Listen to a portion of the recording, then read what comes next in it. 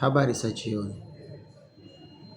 Tunaendelea na somo letu la vipimo vya maabara, somo la 49, bilirubin kwenye mkojo ni nini? Bilirubin kwenye mkojo ni nini? Ukiona bilirubin kwenye mkojo, ujue kuna taarifa ambazo zinahusu ini lako, lakini pia njia ya nyongo. Bilirubin ni nini?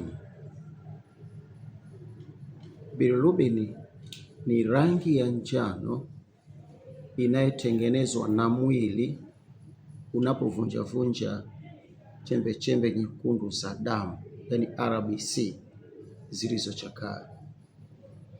Kuna kuwepo na chembe chembe nyekundu za damu ambazo sasa zimechakaa, hazifai tena kwa sababu zimechakaa. Kwa hiyo chembe chembe hizi zinatokana na mwili unapovunjavunja hizo chembe chembe nyekundu. Kwa hiyo bilirubin inaifanya kuwa njano hizo chembe chembe nyekundu ambazo zinavunjwa vunjwa. Kwa kawaida bilirubin haipaswi kuonekana kwenye mkojo,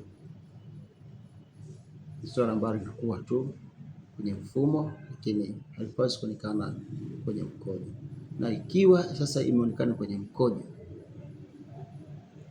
bilirubin inaweza ikawa kwenye mkojo kwa kuashiria mambo yafuatayo. Ikiwa imeonekana kwenye mkojo, basi kuna mambo yafuatayo.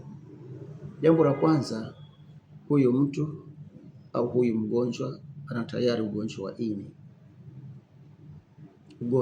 wa ini.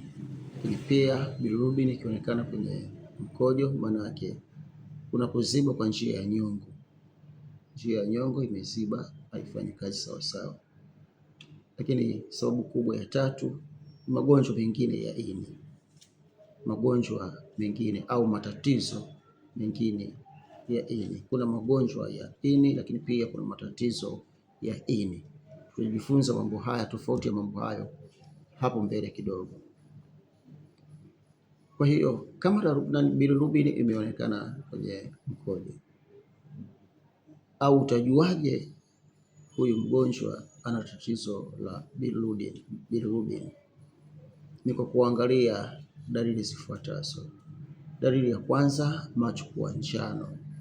Ukiona mgonjwa na macho ya njano, tuna madaktari wengi wanamwangalia mgonjwa kwenye macho.